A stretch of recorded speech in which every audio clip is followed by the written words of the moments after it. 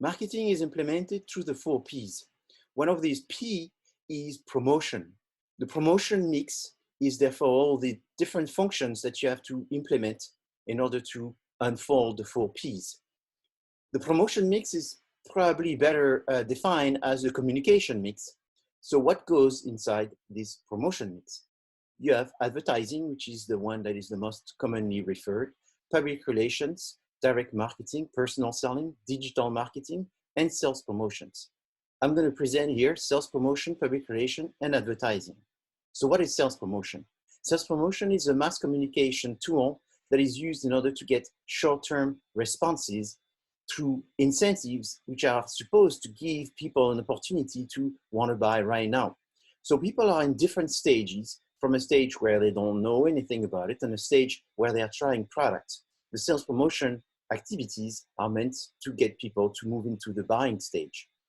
There are many sales promotion tools that you can use: samples, coupon, cash refunds, price packs, premium, and advertising specialties. All of these are the ones that you see oftentimes being used. But there's also different rewards, different contests and games that can be used. There's also promotions that you do directly to the distributors or the retailers or the wholesalers. All of these people can get promotions by getting free products. The idea is that you want to try to get as much space in their business as much as possible, being shelf space or being the more devotion from the sales people. The idea here is that through the distribution is you want to have your brand being more, getting more attention. So this is part of the push strategy versus the pull strategy. That is the strategy where you're getting more involvement from the consumers to want the product and seeking the product through the trades and the channel of distribution. So primary most used methods of promoting a product is giving discounts.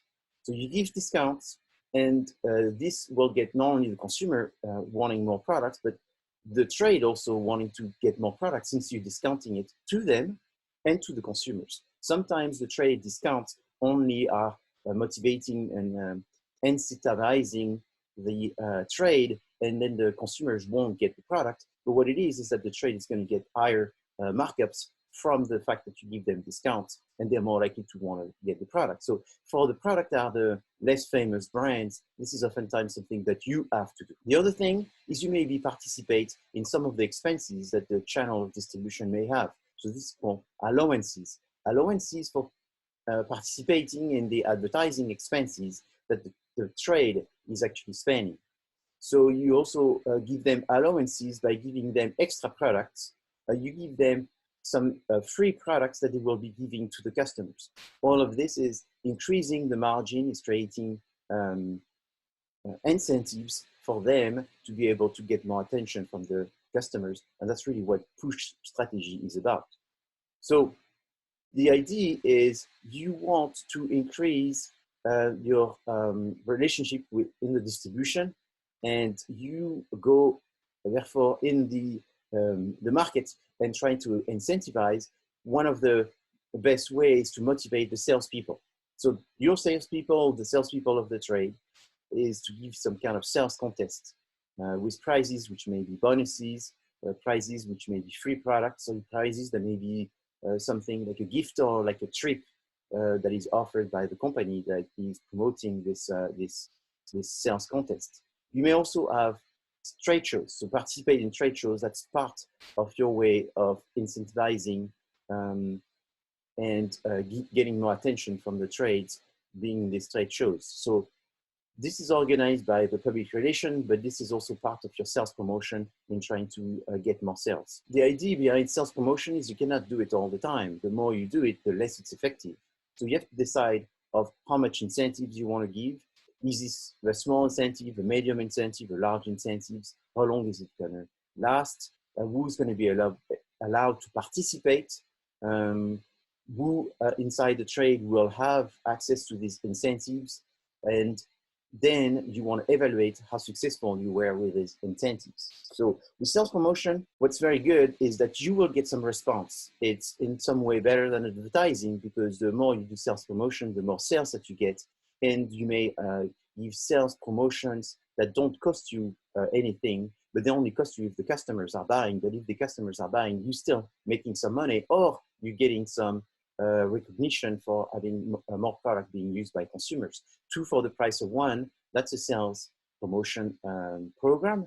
And 2 for the price of 1 may mean that you make no money, but at least you sold 2 products. In advertising, is you just putting products, ads everywhere, and you just hope that it works. So that's the benefit of sales promotion. However, if you continuously do sales promotion, is you kill the effect or the potential effect of sales promotion, and that's one of the drawbacks. What is public relations? Public relations is this idea that you want to create goodwill inside the community, is you want people to hear positive things about your company, so you want your company to be seen in a good light. So you're going to be working on the brand and the corporate image. What are all the activities? PR people are the best one to talk to the media. They're the best one to create information that they disseminate to everyone, including the media. They are the best one to deal with the government. They are the best one to deal with all kinds of type of lobby. They also create information and start initiating the discussion with potential investors. And they develop collaboration and start the conversation with other organizations. All these activities is essentially creating news speeches, working on the events. I was just talking about trade shows. So they will be the one that will participate in trade shows. I mean, the architecture of a booth or an area will be very much the job of someone who is in PR. They create the written materials. They are the best at doing this. A lot of time, their background is a mix of marketing and journalism. They will create the audio material. They will work on the corporate reports. They will talk to the public, and they'll be working on all the other things such as digital marketing or websites and so forth. So they have to decide what are the objectives. They need to discuss which way they're going to work in order to achieve these objectives. Will it be a trade show? Will it be a report? Should it be through social media? They will implement these and be supervising them. And eventually they will evaluate them to see which one works the best. Now, what is advertising? Advertising and publications are very different. Advertising is a paid form of non-personal presentation in order to promote ideas, goods, and services, and you are clearly being identified. This is not always the case with PR. With PR, most of the time, you will not be directly paid. You may have paid from having spent a lot of money prior to some media, and then in recognition, the media may be more likely to want to put you forward because of your kind participation in advertising. And so oftentimes you will find that the company that advertise the most in some media are more likely to also get the most PR. But so PR is paid, but it's the advertising is not directly being paid. It's more of a collaboration exchange with the media. Sometimes your story is so good and you have such a buzz that they have to talk about you. And that's what you're trying to do as a PR person, is create some kind of buzz in order to generate goodwill from the public, and then the media will have to go with it.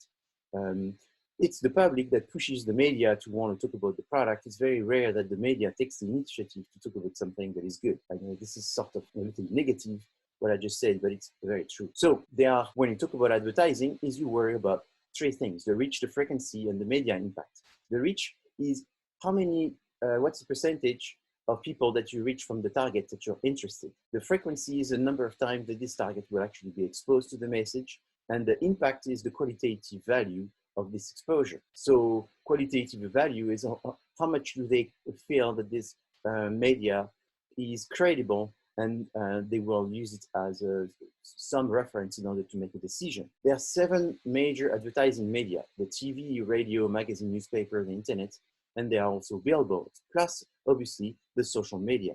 When you talk about a communication plan, when you talk about advertising plan, you talk about a copy strategy. So if I say, what is the copy strategy? That's the advertising plan. What is the advertising plan? That's the copy strategy. It's the same thing. Not to go into much details, but inside the copy strategies, you have the similar things that you would find in a marketing plan. You find the first thing is, what is the problem you're trying to solve? What is the solution that you are working on? What are the objectives? Who is the target that you will focus on? So again, the target or the audience. And then what are the changes that you expect to get from these copy strategies? And then what are the incentives that you're going to be working on? What are the motivation and how much people are willing to spend and how much do they know prior to you communicating with them. Then the creative is oftentimes what's very, the most exciting part of working on a copy strategy is how you're going to communicate this, the style, execution, the different themes, the different words, the different text, the text and the content being called the copy. When you work in advertising, you're working on 3 directions. The 3 directions are the message is centered on the product, the message is centered on the performance, or the message is centered on the universe. So a message that is centered on the product is essentially going to show the product, and people are going to be trying to be shown the product as much as possible. And what's going to interest them is the features of the product and the beauty of the product, the design of the product, the quality of the product. And that's what's going to be the main focus of this ad. Otherwise, it would be the performance. So how does the product work and what does it do? Its effectiveness, its reliability, its warranty, and its speed, its safety, and all that. The performance is the second message that you could be working on. Then the last one is who's using it and where it's used. So that's called the universe. So you could be doing an ad, which is only one of these. So it could be 100% just the performance, or it could be a mixture. It could be a third of each one of these, or it could be more of one and less of the others. Let's look at some examples. The first example that we have here is an ad for a Jaguar. There's three focus, either the environment, the universe, how good is the product and it performs, and the third can be just simply the product. This ad is focusing on what? The car? Just the car. So it's a advertising that is just focused on the product. It doesn't show the performance. You can see if it brakes well, if it smokes, if it's powerful, if it's lasts and is durable. You can't see any of this. So this is an ad focused on the product. So ads can be 100% focused on the product, or just the performance, or just the universe. And sometimes they can be hybrid. It could be 30, 30, 30, or sometimes it could be 10 performance, 40 product, and 50 universe. It can be a mixture. But it's always those 3 directions that you have to think about when you create an ad. Let's look at another one. This one. This is for Coca-Cola, and it says, the party starts here. What does it focus on? So first, you can go by the bottle and the sunset, and like the sun is coming down, so the night starts, and like the party are usually at night. Yeah, so the night starts. So therefore, what is it? Is it focused on the performance? No, because you can't.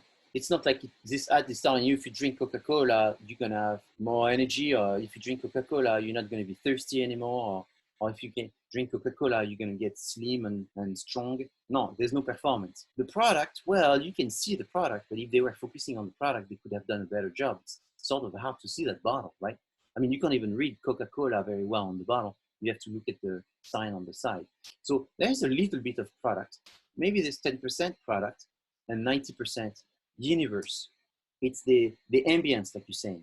It's the sun coming up, the sun going down. It's some party time. Okay, so let's look at Professor, would it be fair to say that this ad is not exactly advertising a Coca-Cola, but rather advertising the idea that Coke is here from the day you're born to the day you die, and it will always be here? Well, that's it's a very dark interpretation of this ad, which now that you've told me, I can imagine that someone will be thinking of this, that it's forever. There is an element of foreverness. What you mostly see here is the universe. What about this one? So maybe that one will inspire you more. It's for a Volkswagen, a type of Volkswagen called Golf. So what is it? Can you see the product? No. Can you see the universe? At least that's pretty obvious, I think. No. Could it be the performance? Yes, that's the performance, because this tells you that the car keeps on going and going and going. So it's reliable, it's durable. Okay? And so this one, to finish, what does this ad focuses on? Official restaurants of the NHL. Does it focus on the product? I mean, I don't see the product, so it couldn't be. McDonald's. So yes, it's McDonald's. So what is it? Is it the universe? It's a mixture of universe and performance. Universe is because But that's like a horrible performance. That's saying if you eat McDonald's, you're going to lose your teeth, yeah?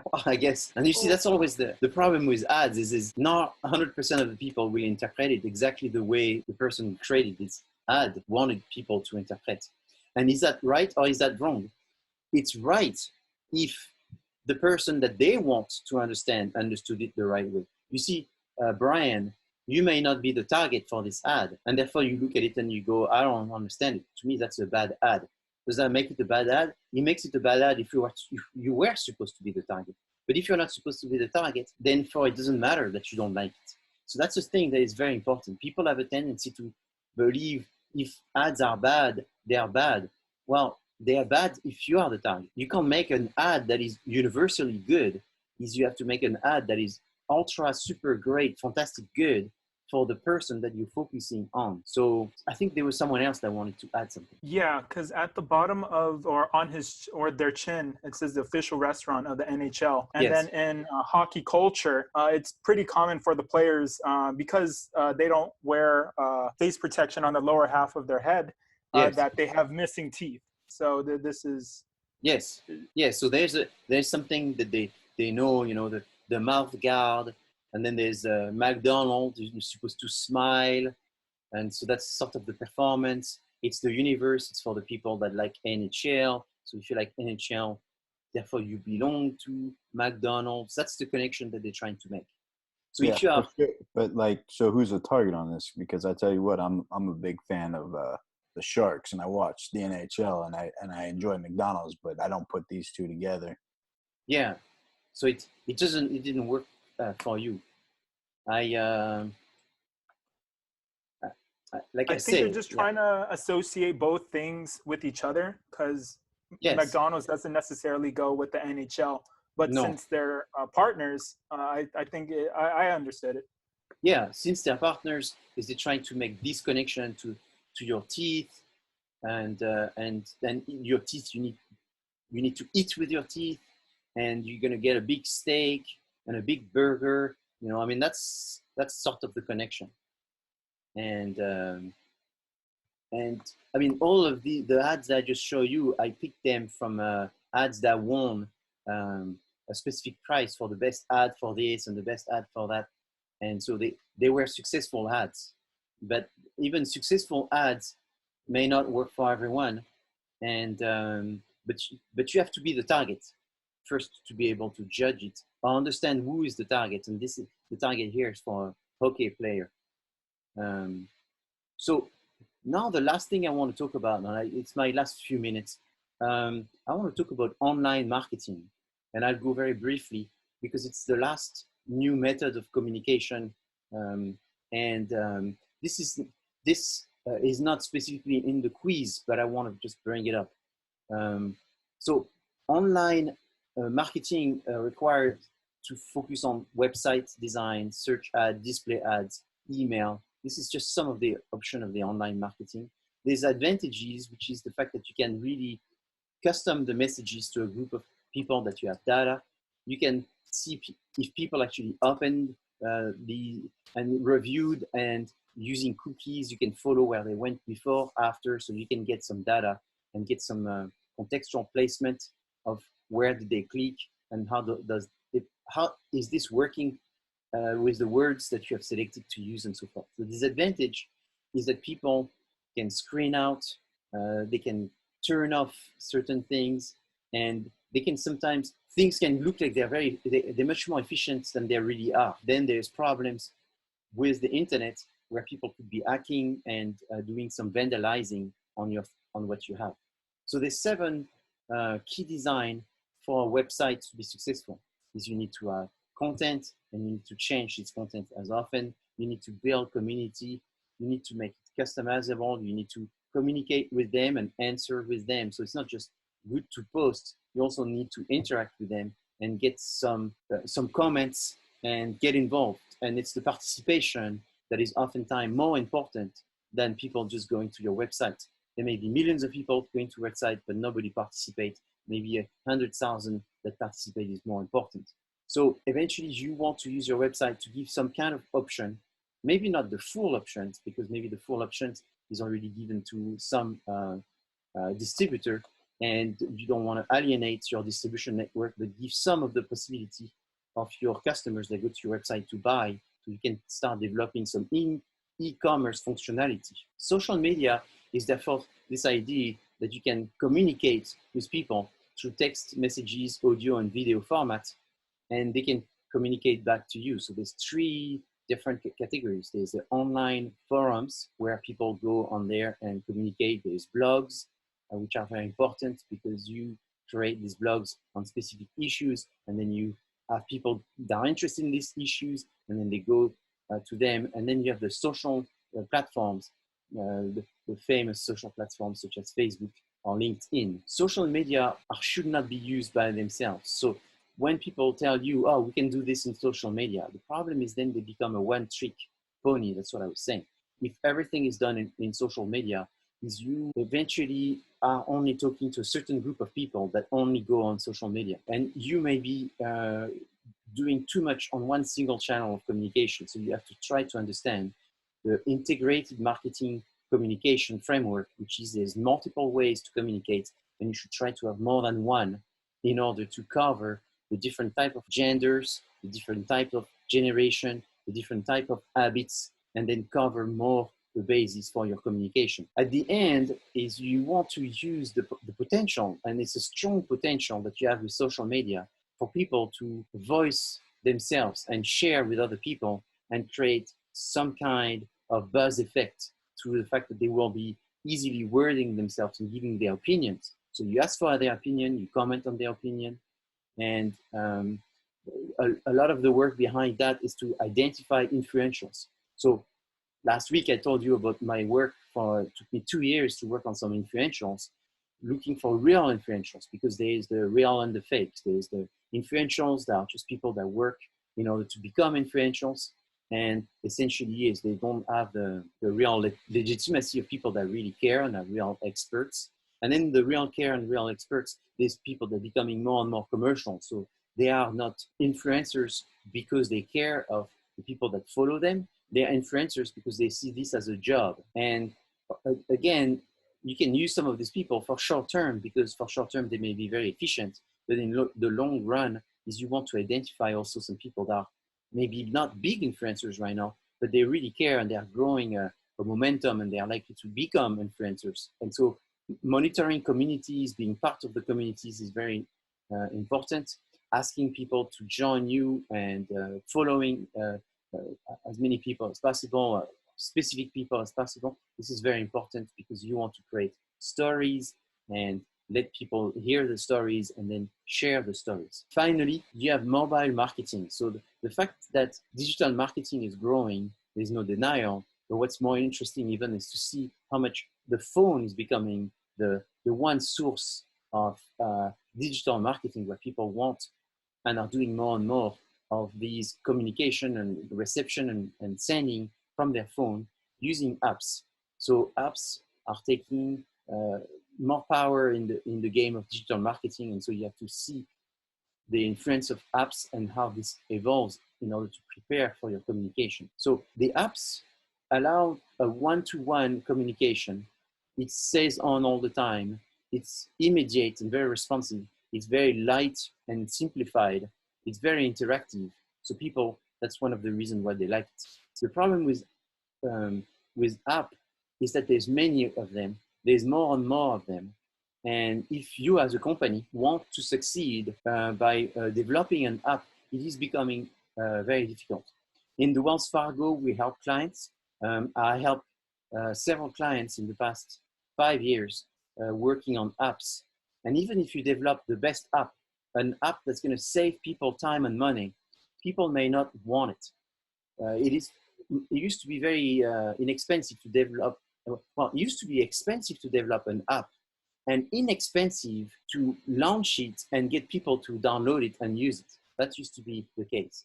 Now it's becoming cheaper to develop it, much cheaper to develop it, but it's becoming very expensive to actually get people to hear about it and start downloading it because there's so many. So gaining traction with your app that you will use as an element of your communication plan is very difficult. So apps, just a few rules is you should not have too much on the screen, so it becomes overloaded. You should have very short statements. Your logo should be visible. You should use not too many bright colors. And then you should have very easy to identify button for actions so people can quickly learn how to use it because that's essentially why they're looking for apps, a no-brainer, quick to the point type of communication. This concludes today's lecture.